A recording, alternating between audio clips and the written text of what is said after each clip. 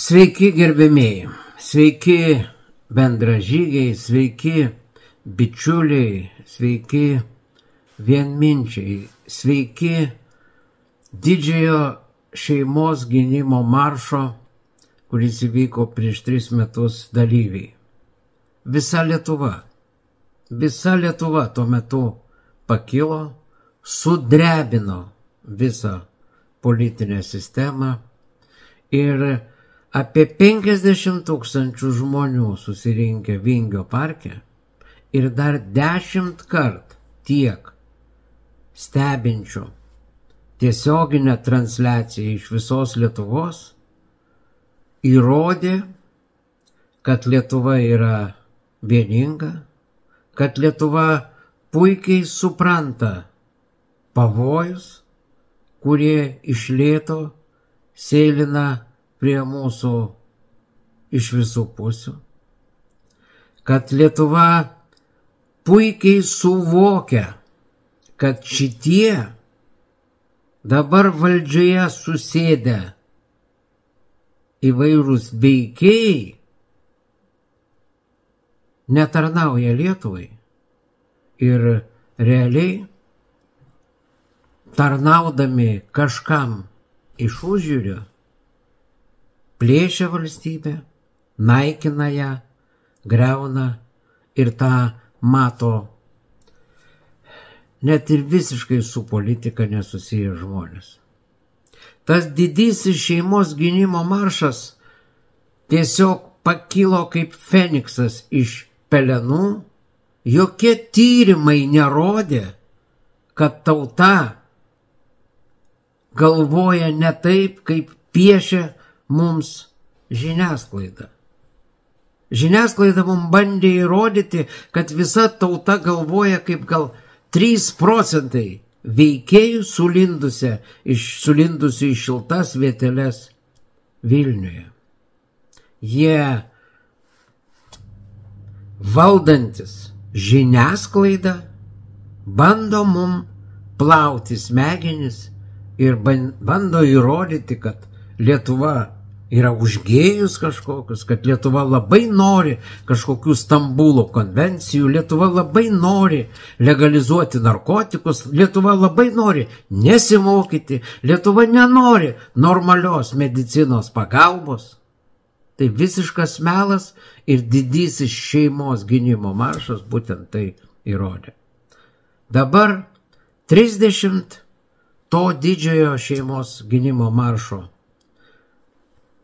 dalyvių, Lietuvos šeimų sąjūdžio narių dalyvauja rinkimuose kartu su Tautos ir Teisingumo sąjunga, kartu su Krikščionių sąjunga, kartu su visuomenininkais, tęsdami tą didžiojo šeimos gynimo maršo misiją. Mes per tuos metus, nebūdami politikoje, sugebėjome atmušti ir tą Stambulo konvenciją, jinai nepriimta, sugebėjome atmušti vienalyčių homoseksualių veikėjų, radikalių homoseksualų veikėjų norą ženytis, norą įteisinti narkotikus, nebūdami politikais. Atmušėm. Ir mes dar turim nebaigtų darbų, kaip sako kai kurie šito mėšlo stumėjai, ir mes būdami Seime galim padaryti dar daug daugiau. Ir stipriau, ir geriau visai Lietuvai. Ir sugrąžinti konstituciją, jos veikimą į Lietuvą. Ir mes tikrai galim tą padaryti su gautom, naujom, teisiniam galiom.